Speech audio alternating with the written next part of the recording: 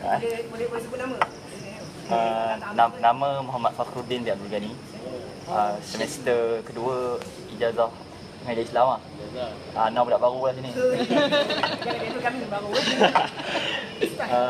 Mungkinlah nak mengenai perkembangan Islam di Eropah. Saya kira mungkin faktor pemerintahan yang memberikan keadilan kepada orang supaya memberikan, bagi lihat di Eropah banyak dialog, banyak percambahan minda, pertukaran, tidak hospi, tidak menyekat. Saya nak memetik kalam Ibn Taymiyah yang berbunyi, belum betul yang bahasa Arab.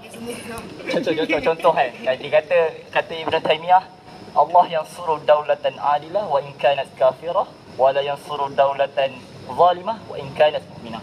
Maknanya apa? Allah menolong negara yang adil walaupun pemerintah ni kafir. Tapi Allah tak akan menolong negara yang zalim walaupun pemerintah dia mukmin. Di situ kita menurut pembacaan saya lah, di mana kalau pemerintah tu memberikan keadilan, memberikan tidak menyekat, tidak terus hang mesti join aswaja seumpamanya. Contoh kan.